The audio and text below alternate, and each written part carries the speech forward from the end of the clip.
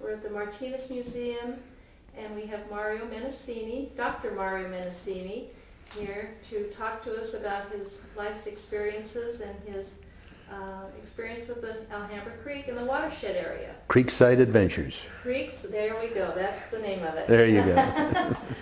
So, just a little bit of personal background information, Mario. Do you want to tell us when and where you were born, who your parents were? Sure. Like that? All right, I was born in 1225 Castro Street in Martinez, just across the street from the elementary school. And as I was born, the bell was ringing, and the Dr. Fitzpatrick, who was the father of the current Bill Fitzpatrick, but Dr. Fitzpatrick said, just in time for school. And indeed, I've been going to school ever since. But as it turned out, my mother and father were both born in California. My father in San Francisco, North Beach. He was a meat wholesale person and also a merchant of clothing and etc. Moved to Martinez and became an employee of the Lascelles store, and later on developed his own store, the Menesini family store at 605 Main Street. Going on from the experience in birth, I went on to experience the Martinez schools, starting with the kindergarten schools on my memory will skip every once in a while, but on Susanna Street, which is now the city Martinez headquarters for the education programs. And at that time, it was a Miss Trebilcox who taught kindergarten. And Miss Trebilcox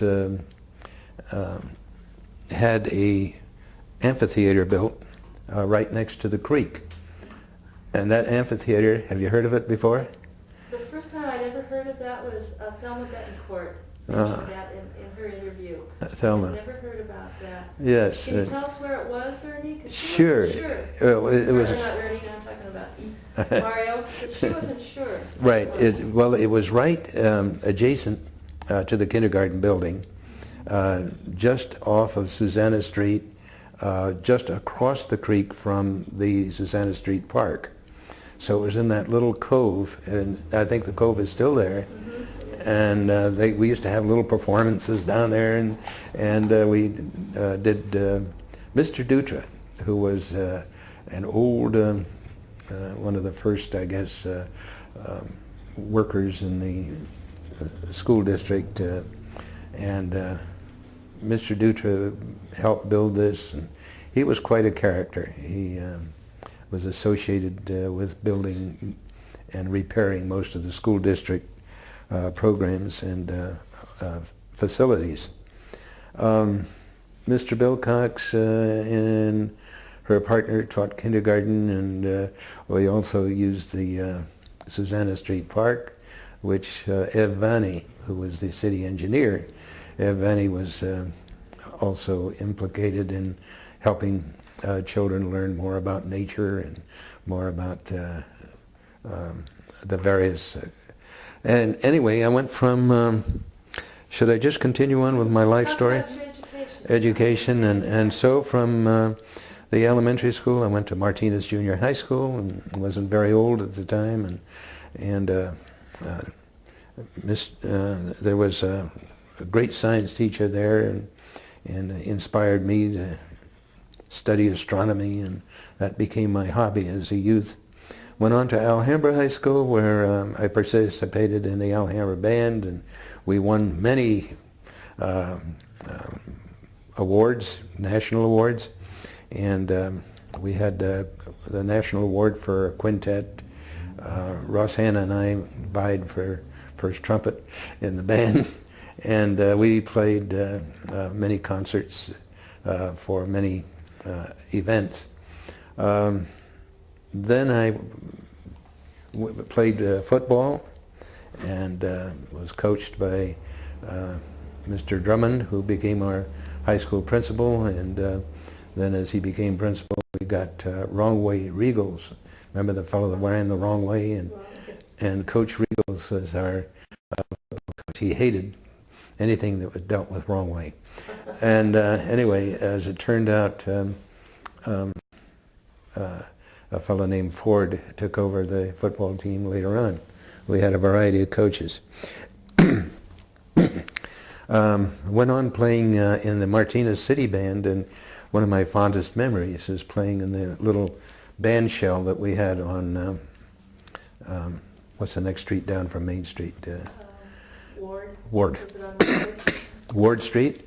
And we played many summer concerts and little kids scampering about, and as we finished the concert we'd get horns blowing, and people would sit in their cars and listen to the music. Anyway, as it turned out, that was a... What period was that bandstand, Mario? Oh, the bandstand must have been in existence in the 1930s. 30s? Okay. And I played on it through the 30s, 39. Mm-hmm. Anyway. Went on to St. Mary's College and the University of California, and I took concurrent programs. I took zoology at UC Berkeley, and geology and other programs at St. Mary's College, and I graduated with a split major in zoology and geology. Did many studies of the geology of Martinez, and there are little tiny microfossils called foraminifera that you can identify the age of things. And one of the prime sites for that is just under the trestle, and it's called the Martinez Formation, and it's very rich in fossils and very rich in these little bugs called foraminifera. I went on to University of California and studied more zoology and that kind of thing, but my major thrust at that time was getting through college and going on into the Navy, where I went out into the South Pacific, but mainly had a laboratory at Pearl Harbor, where we did tropical medicine and lots of laboratory work on the parasites that sailors would come in with, and also served the Base 8 hospital there, which was a large hospital. And we had many people from Martinez, servicemen, pass through, and I would have a chance to greet them. And the next phase of my life, I guess I got married. And that was in 1946. And my wife was a public health nurse, which from Stanford, and Barbara DiGregorio was her name, and she was from Hayward. And we managed to have 3 children. Michael, who was mayor 3 times, 4 times, I guess, no, more than that. About 20 years he was mayor of Martinez. And Richard, who was a contractor and architect, and he built lots of houses here and about. And the other, my daughter Judy, who was a teacher, and married Michael Telfer, and now she's vice president of the Telfer oil company. And and all 3 of the children are close by. Both Michael and Judy live in Martinez, and Richard commutes to Martinez quite often, but lives in Grass Valley, has a farm, and lots of petrified wood. He has a petrified forest on his little ranch. So he goes back in history a little further. But anyway, as it turns out, my latter years of professional life, I was very fortunate to find my way into education and quit the laboratory business, which was very lucrative but very boring, and went into teaching at Willits, California. And after a year became vice principal of the high school, which was quite an achievement because, of course, it's a small high school, but after a year of education, teaching, I became the principal. Anyway, and as it turned out, I also ran the hospital laboratory up there and also did toxicology for the police department. And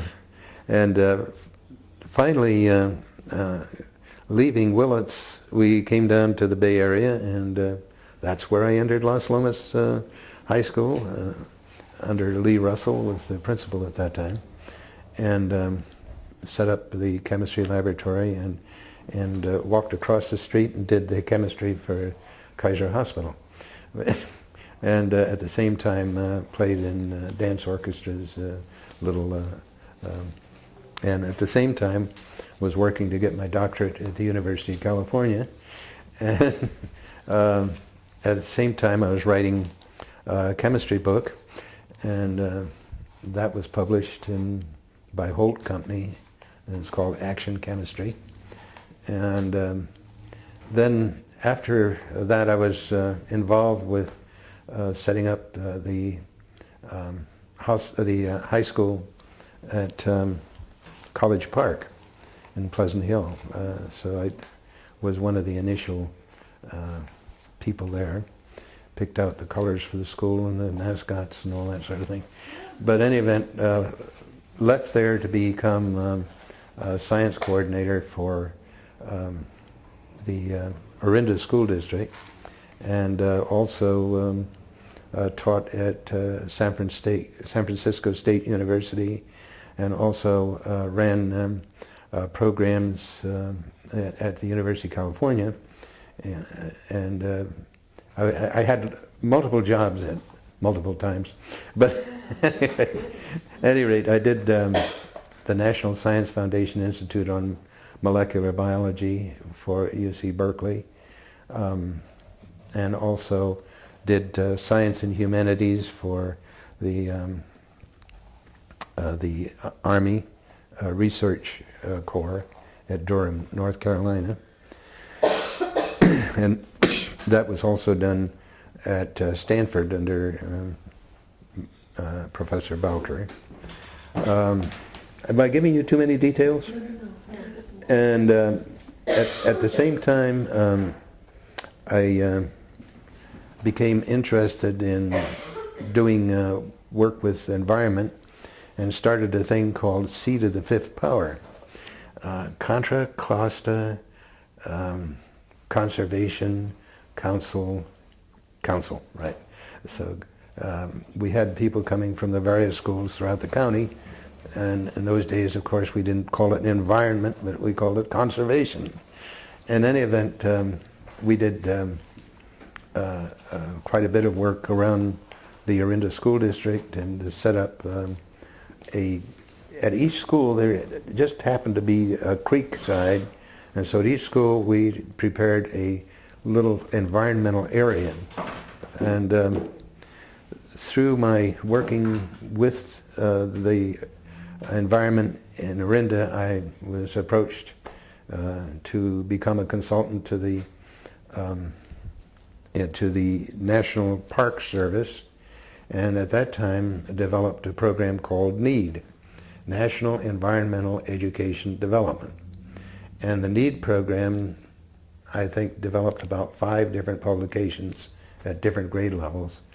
It was interdisciplinary, big ideas, which we called strands, and I recited those to you earlier, so I won't go through those again. But the major idea was that environment can serve as a vehicle to teach all the subject matter areas.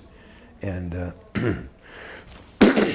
and as I use these big ideas as varieties and similarities and patterns and chaos, et cetera, et cetera, et cetera. They seem to fit into the interpretive system of the park, and so I developed ways and means by which the park used these strands throughout their park system, and then developed an Indian program for the Navajo Indians called PIES, Pilot Indian Education System, whereby instead of the Bureau of Indian Affairs hated me because we didn't teach their curriculum. We taught the environmental curriculum, which the Indians loved, and it was natural for them. And we used these environmental strands, which they also appreciated because they're big idea oriented. And so they I worked quite a bit with the Navajo Indians. Then we developed a environmental study area for the national parks, in which they still use to this day. You probably heard of people going to various parks and spending overnight, whole classes at a time. That was part of our development. And I was approached by Emil Marak, who was the chancellor of UC Davis, and became an assistant professor there, working to develop environmental programs throughout the curriculum of the UC Davis campus. At the same time,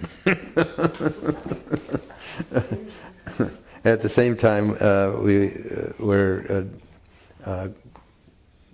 looking at more steady and lucrative kinds of things to do, and I decided to go back into education and became the assistant superintendent of schools for Pittsburgh, and spent about 6 or 7 years working with bilingual education, interracial programs, and many programs to foster a better life for the children of Pittsburgh. And as it turned out, I retired from that and decided to start the Environmental Alliance, which I did with William Penn Mott. William Penn Mott was the chief of the National Park Service and was just retiring when I asked him to do a speech. He and I gave the first Earth Day speeches at UC San Diego.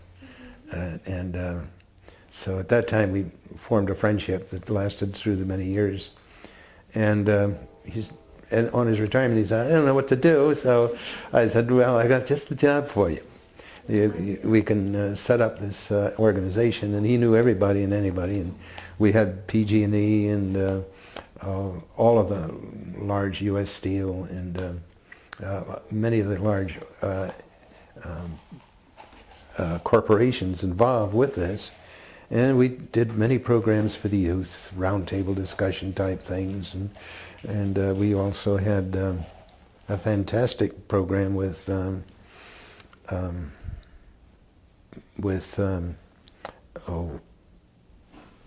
drawing people together. And we rented the hotel, what was it called? Anyway, one of the large hotels in Concord, the Hilton, I think, and we used that for about 3 days and started a lot of high schools thinking about putting environment into the curriculum. We're still working, and as I demonstrated earlier, we have produced some written material, a large compendium of creekside programs. We started really the study of Alhambra Creek during that time, and our effort was not to run this because we didn't have permanent staff, and so I and Dr. Arthur Whipp went to the Soil Conservation District, and they scooped up the program. I brought some of their people in from Sacramento, some of their scientists, and they put on some workshops and programs. And as a result, a lot of work on Alhambra Creek was initiated. We ourselves built an amphitheater, which does, I don't think it exists still, but it was in back of the St. Catherine's School, and it was built for the elementary schools and junior high schools to use as an amphitheater, and with a creek running down below. I think parts of it are still there, maybe the stairs that went down into the creek, and also served to hold the bank. But at any rate, we had that as one of our projects. One of the very, very strong associates in the Environmental Alliance was Dr.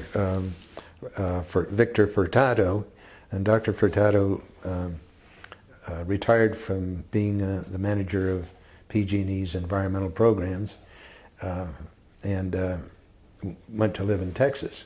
But he still does all of our publicity and keeps us on track from month to month. We give a monthly lecture at the John Muir Home, and you're all invited to attend. Well, that's kind of That's a busy life, Mario. kind of a, And you're still going strong. at least, yeah. Yeah, you are. My Now we're associated in the Historical Association. Exactly. Yeah, and all these other organizations. And Let's go back to when you were growing up. Because you did grow up near the creek. very close. Can you tell us what the creek was like when you were growing up, and how did you use it? Did you play in it? Very definitely. Tell us about some of those All experiences. right, going back to the elementary years and, Your and going up.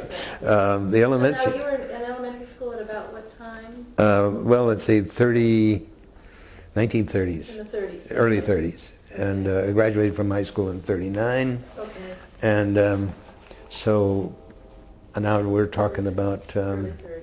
yeah, I guess 1930s, something like that, when we used to go to the matinees at the State Theater in Martinez. And in those days, that was a big thing. We paid 10 cents for entrance, and What was the theater like? oh, it was huge, you know, for us. I mean, you know, you went to San Francisco and went to the big theaters, but for Martinez, that was, and for the surrounding cities, the State Theater was the theater, and we sat in the front row. Now, I cannot describe to you why young people wanted to sit in the front row, but when we were in the second, third, fourth, fifth grade, we had to sit in that first row and look up at the picture.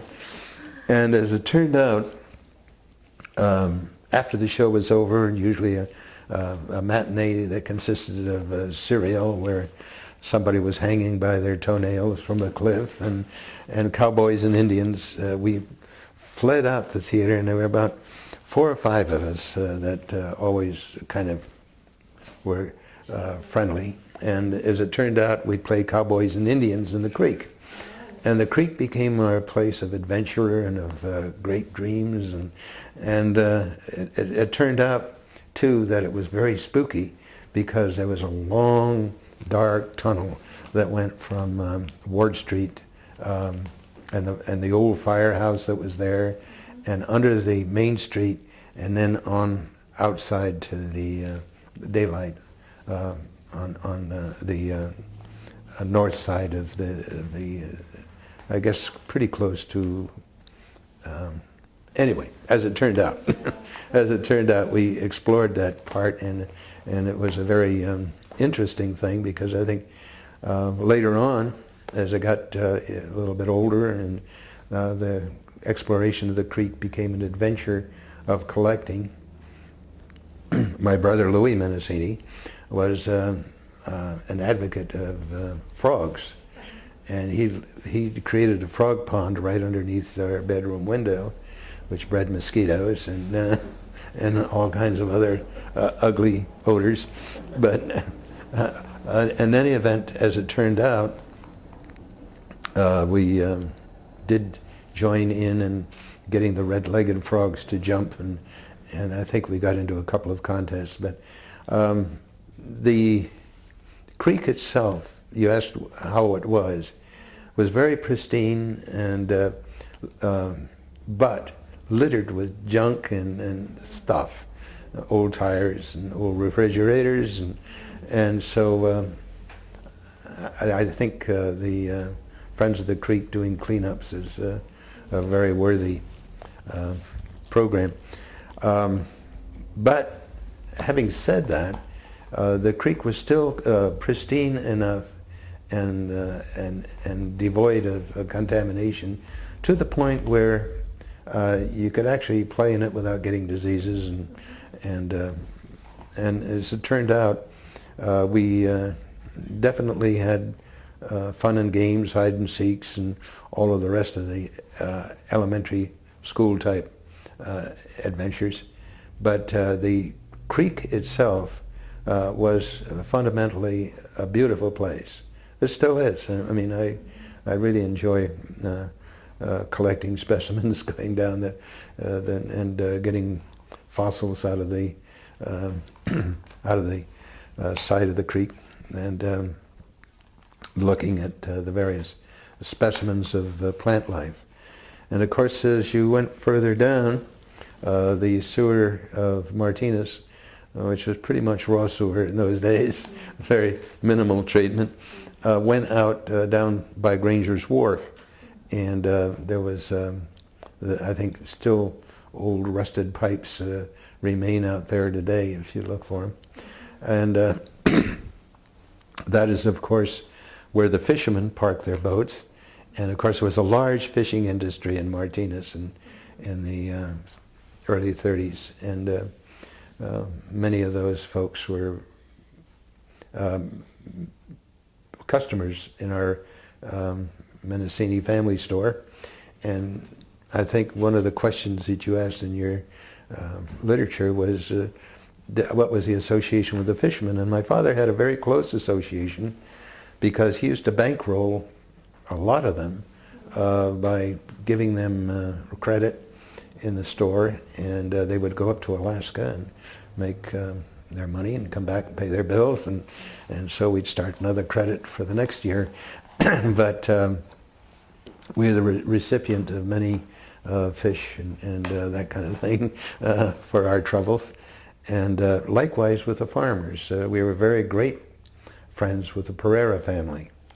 And Frank and I, of course, went through high school and together, and I did some geology for him out there on the ranch, and we participated in many parties at the deer ranch that they had.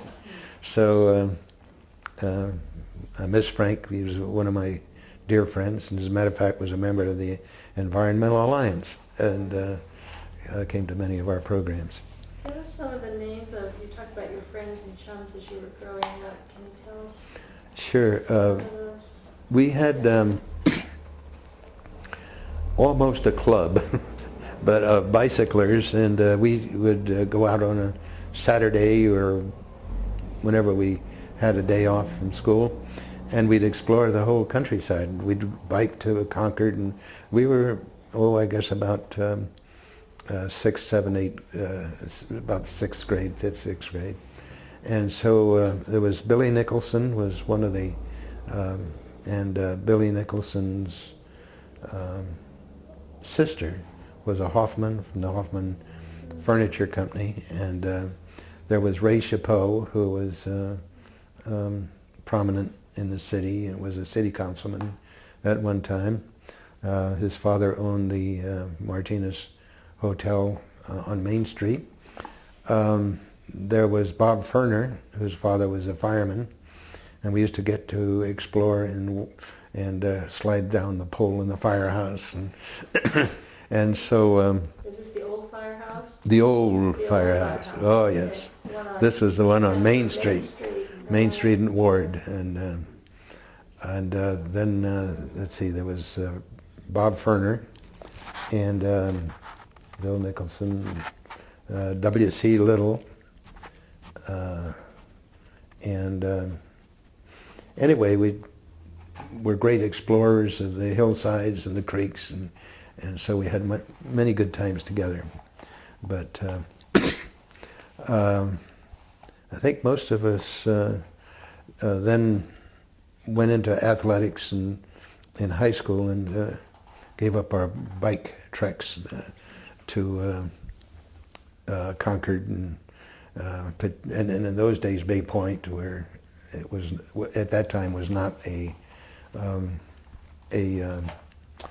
weapons station.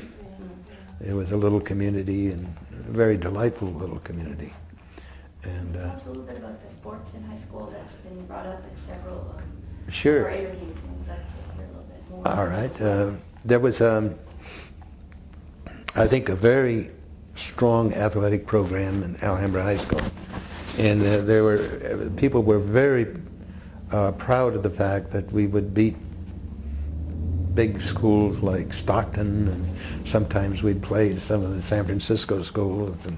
But the football team was oftentimes at runner-up, if not first.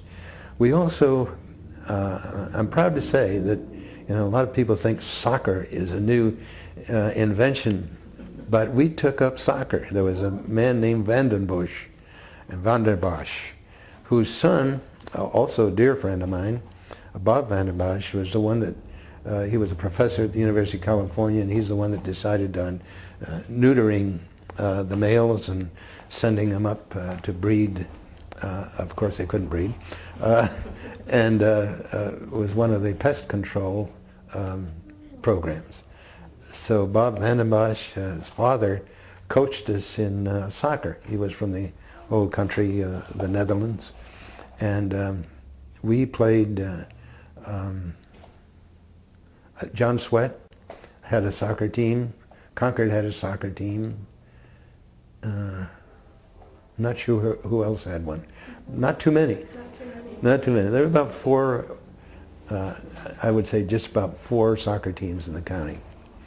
But, this was a kind of a good thing. We had an audience of very few people when we played soccer. But, another thing I think just reminded me when I heard the sound of the railroad. One of our great adventures, or whatever it was to go down to the railroad tracks. And my father, Mario Menisini, also used to take all of the grandchildren and our kids and ourselves, and we'd always go down to watch the trains go by. So that was one of the events. And then my mother and father were very big too in the what do they call it? Servicemen. The USO. The USO. Yes. They were. Can you tell us? Do you remember any of that, Mario? I know you. Sure. My father and mother used to cook. Canteen. It wasn't a USO. That's it. Canteen. The canteen. Can you tell us where it was located? It was just about, where that hot dog stand is, down by the railroad, where the old station is, on Ferry Street. It was just about in there, and next to the Amados. Kind of between Amados and yes. The hot dog. And the hot dog stand. Depot, right. in that parking lot area. Right. Yeah. But in my letters from home, there was always, we met such and such a sailor, and I think my parents always thought that I knew every sailor in the. It turned out, of course, that we kept in touch with many of the service people as the years went by. I think one of the most memorable things about getting back to Creekside, one of the most memorable things about the creek was that we explored not only the creek as it was downtown, but also the creek as it was up toward the confluence of de Hombre. Where exactly? Can you tell us, kind of describe where that happens, where that occurs? Well, it used to occur because we'd go out and pick fruit in the valley, and we'd go down to the creek because it was always a place to explore, and this is about in high school years. And so this is, what's the name of the, it's going out to Alhambra Valley, and it's about a half mile north of where the T is. That's not north, so it's kind of where the Sweat property is? Right, yeah, It's just north of where the the- Sweat property, north. where the Alhambra Creek comes into Alhambra Creek. Mrs. Muir, I guess you know how the creek got its name? Tell us about it. Yeah, tell us about That it. Mrs. Muir was not happy with the Alhambra, and she liked the idea of it being Alhambra from the old Spanish and beautiful Alhambra. A little more glamorous. A little more glamorous than the hungry man. So, Del Hombre. Del Hombre. So as it turned out, we got Alhambra Creek. Now, where you're talking about picking fruit? Where did you go to pick fruit? John And Sweat did you do this just Ranch. for fun, or was this? No, it was something- fun. It was fun, and also many of these people were customers, and they would ask us to go out and help them bring the fruit in, and also we'd end up with a big box of tomatoes or something that was well worth our time. Did you know any of the Japanese families that farmed? Very well. Did you? And can you give us some names, Mario? Oh, gosh, let me see. Fukuyama was one. Okay. Gee, they were very close. And a lot of them went to high school with me. Oh, did they? And the one I'm trying to think of right now, but my neurons are falling short. But You mentioned a man named Yoshi. Yoshi? Also. Did he work for the Sweats, maybe? yeah, I remember. I think Yoshi's might be a little more current, Current. because he's still He's around. still Yeah. alive. Over the- Yeah, the ones that, as a matter of fact, that, Kawachi's family, I believe, is in the area. yeah. Well, do you ever hear of Oakwood Farm? No. New concept. Okay. Oakwood Farm was a whole group of Japanese farmers, and they had about, I would say about 4 or 5 houses in a cluster. And it's right now where George Miller's mother lives, somewhere in there. And they had this big house, which, what's his name, the developer in Martinez, Happy Roots or no, a current, well, what's, Busby? no, Donovan? Donovan.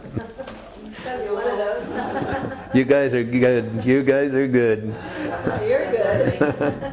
Anyway, Donovan lives in the master house, and this was the big house at the end of this little street that ran down. It was like a little main street that they had, and then the Japanese lived on each side. And of course, it was a tragedy when they were taken away and had to leave behind this, not only their culture, but their beautiful ranches. They were immaculately clean and very well tended. Did people return after No, from the internment camps? no, Lose their property? no, they lost their property. And the one I'm trying to think of was the valedictorian of our 1939 class. There was a family that lived across the creek from the Griffins, starts with an M, Matsutani. Matsutani? Was that? I knew them, yeah. Oh, that's not who you're thinking of. I think they did return. Do you? I don't You're know. not sure. No, the one I'm thinking of went to live in San Francisco Oh, okay. and was a machinist or something of that order. He was a very clever person, very bright. So anyway, that was and of course there was the creek. There's a Tice Valley Creek that is right up in there, and that's where the big development is now. What about the Japanese school? Did you ever? Oh, the Japanese school, the infamous Japanese school. That was the place where lovers went to in the early days in 39, 40, 36, 37. 36, 37. That was a, but it also served as a center for the Japanese culture and the Japanese education, because all their kids kept up the culture, which I think is great. And you know, a lot of people say, well, you know, people should forget what their culture was like. But one of the sad things was that my father and mother decided to use the Italian language as a secret code, and never taught us too much about the Italian language, which I regret to this day very, very much. But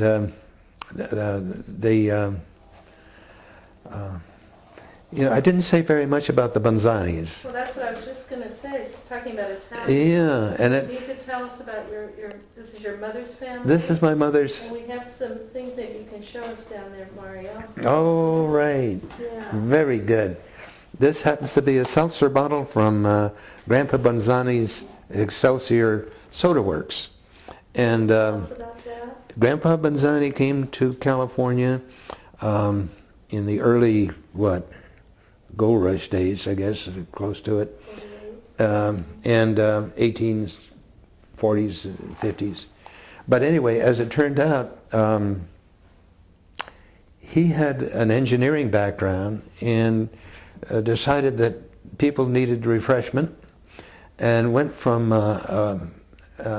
mining at Nortonville and came down to Pacheco and started this soda works, manufacturing, you know, the big cauldrons of syrups, and then stirring those up and putting them in bottle with charged CO2, carbon dioxide charging.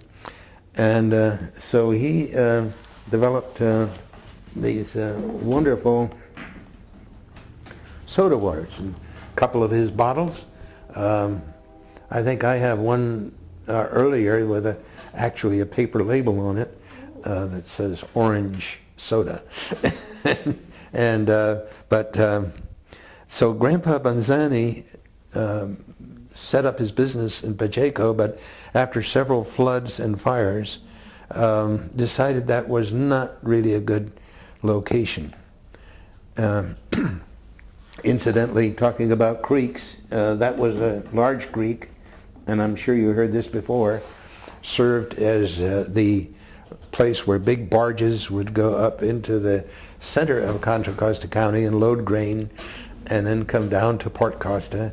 And if you read The Octopus and Frank Norris's book about Port Costa and the grain center, in any event, he had this thriving business with about 5 of my uncles participating. One of the uncles went on, Uncle Henry Bonzani, went on to be the vice president of Italian Swiss Colony Wines, and then also had one of the largest wineries in the world, and down in Fresno, I forget the little town close by Fresno. But in any event, he kept up with bottling, but I think if he kept up with this kind of bottling, I might have been inheriting another 7-Up, and that would have been better. But in any event, as it turns out, the Bonzani family moved from Pacheco because of the many disasters in Pacheco, and moved to Upper Smith Street. That was Alhambra, but now Smith Street is now called Alhambra Avenue. But in those days, of course, Smith was really the developer of Martinez. I'm sure you know this, but he was a great planner and architect and street designer. And my grandfather bought his house. And so, which unfortunately, much to my mother's teary regret, was torn down, but was right up by the adult school. Explain where it was, Mario. Let's see, is it A Street the adult school is on? One of the letters. High school's on E Street, the other one the other way. E Street? Possibly E Street, yeah. Is it near Bertola, near Flora? No, it's well beyond Bertola. It's about a, yeah, it's right across from the high school. Okay, got it. That putting it Back east, putting it in order. Yeah. That's about E Street. And they own that whole block in there. And then, interestingly, there were Indians that lived in the creek, just Really? where the bridge goes over the creek. And they were very poor, and they were hungry. And my grandmother, who was Caterina Banzani, one of the founders of St. Catherine's Church, she was a bleeding heart, if there ever was one. I think she was the godmother for most of the Italians in Contra Costa County. But in any event, Caterina took care of the Indians and made sure they had food and blankets, and was very kind. So they just kind of lived along the creek there? Or Yeah, they had little hovels, little Really? yeah, and How many? Were there that I couldn't say. families, There or- were probably one or two families. I don't think more than two or three. And but- these were like Miwok Indians or? Have no idea. Cherokee? Have no idea. More like drifters. I mean, they just drifted in and found a place that was comfortable, had water and shelter and a kind neighbor, and so they stayed. How long they stayed, I have no idea. But that was, you know, where there's a plumbing contractor that right in there. I think it's Shell Avenue that goes Yeah, across Shell the creek. comes down there, And just where Shell... Sobral property. is- Sobral, that's right. back Yes, in there. right, So were exactly. they neighbors of, were the Sobrals there at the same? No, I don't think so. No, they moved in much later. Okay. But the whole program that my grandfather had there was to play host to people that came across from San Francisco, and so it was a... Were there a lot of Italians coming? I mean, the majority of the Italians, I think, came out in 1880. That's what I understand. Yeah. So this was earlier. And were there a lot of Italians coming No, through and into Martinez? not too many, no. So your family were really early. They were very early. And see what happened to most of the Italians is that they came, like the Ginocchios that owned the big half of Mount Diablo. They saw this wide open spaces, and of course in the old country, the Italians, Portuguese, French, Germans, you know, they had a little farm of a half acre, and that was big, you know, in their countries. But they came over here and they saw these acres and acres of open land. And like the Ginocchios, who are land poor, I mean, they just gobbled up all this half of Mount Diablo, and of course in those days cattle and grain were not too profitable. But in any event, as it turned out, they bought up a lot of land, and like my grandfather owned a big piece of the property that the Alhambra High School was built on, and donated that when they built the high school to the school district. And there's no history of it. It's in the deeds and all that sort of thing. But he was very generous, very civic-minded. He was John, the old Sheriff Veal. He was Sheriff Veal's consort and political manager. But as it turned out,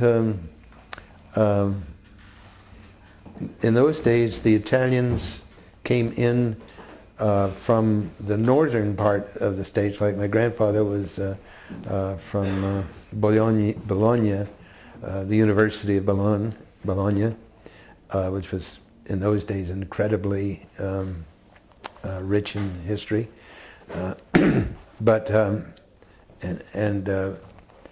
And then my grandmother came from Genoa, and her brother was a sea captain, and she was ordered not to come to this place of den of iniquity and terrible people roaming the streets. But she had heard that there were cans of gold on the streets, and the streets were paved with gold. And so she and her sister decided they'd come. They came around the Horn and experienced the great storms and things and adventure. And tells me how she was down praying because the ship was gone. You know? Anyway, they made it. But as it turned, Met your grandfather here then?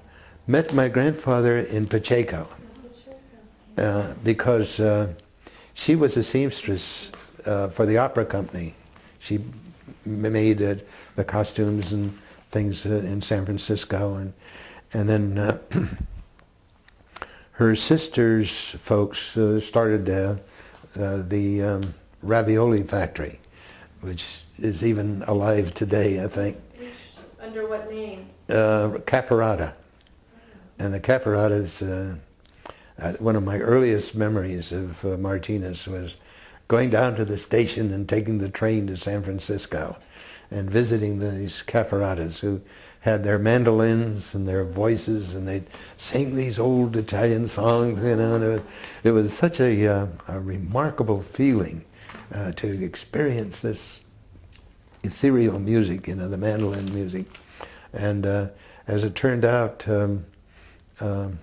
we didn't, you know, keep this friendship up as much as we should have, but as it turned out, the Cafferatas started the ravioli factory, which served most of the big restaurants with the raviolis and pastas of various kinds.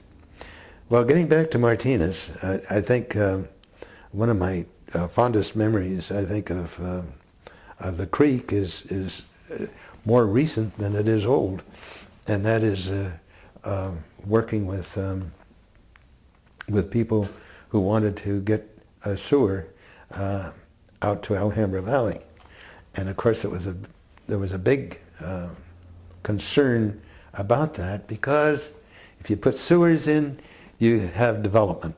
And if you have development, you ruin the ambience.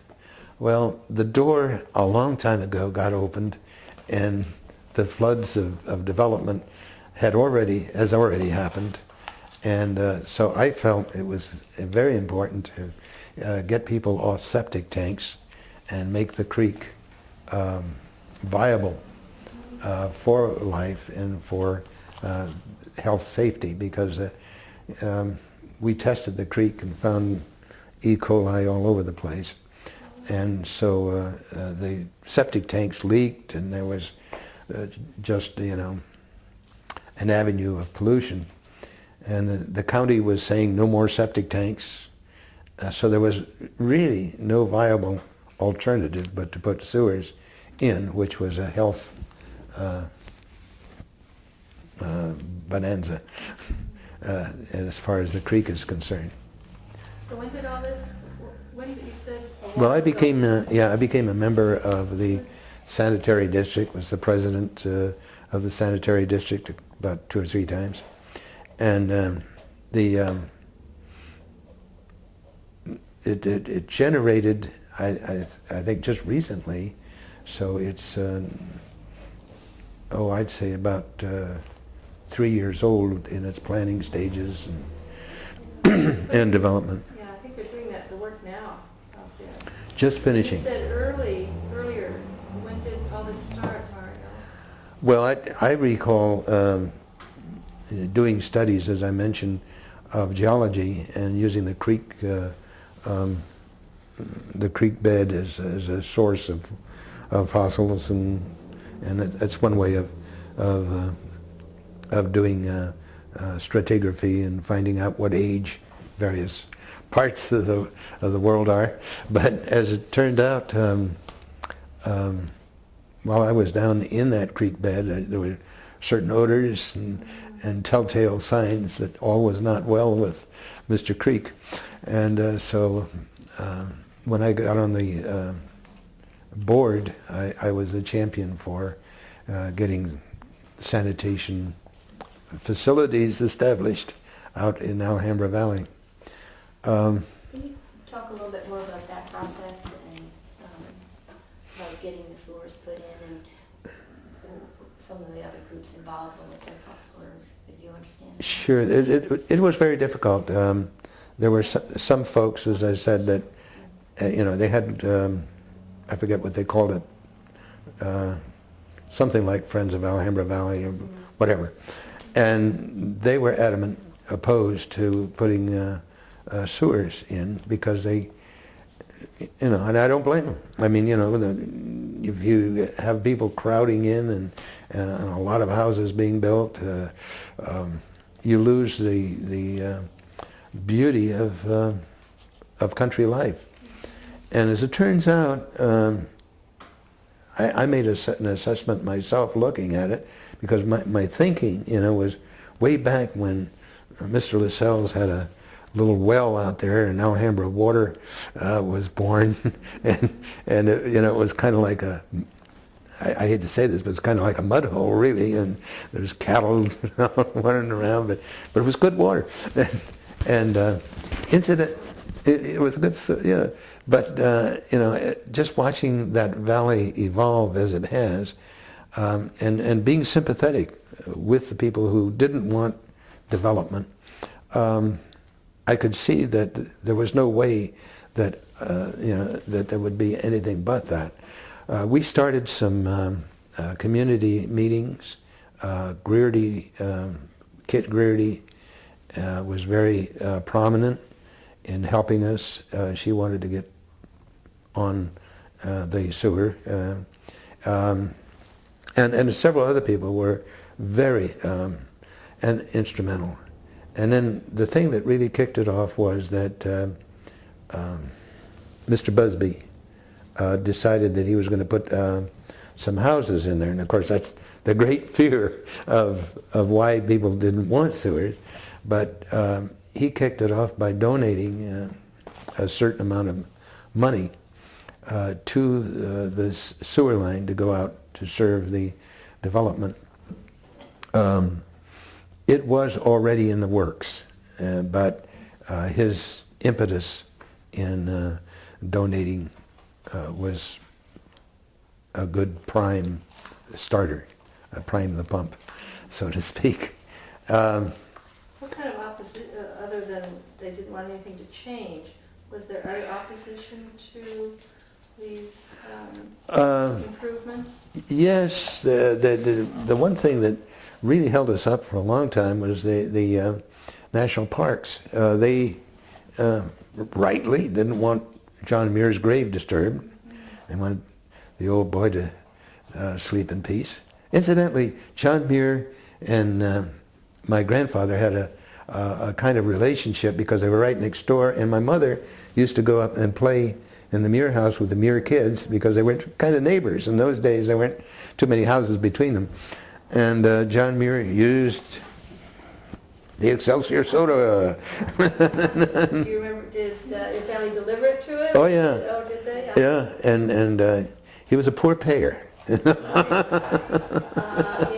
we have evidence of that Yes. here at the museum. Yeah, he was a poor payer. And as a matter of fact, DeGardy, Joe DeGardy had a bill, Ed DeGardy and Ernie DeGardy used to show me the bill that John Muir didn't pay for wine. Anyway, as it turns out, John Muir used to walk to Martinez, great walker, and keep his head down. And my grandfather was a great conversationalist.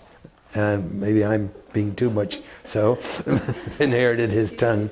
But in any event, he'd swing on the gate, out in front of the house, and John Muir would walk by and not say a word, My grandfather's waving, and hello, not a word. He was on his way. But John Swett, I don't know how much you know about John Swett, but he was the father of education in California. And I am ashamed to say that I lost some of his early publications that I had, and I would have donated to the museum eventually. But these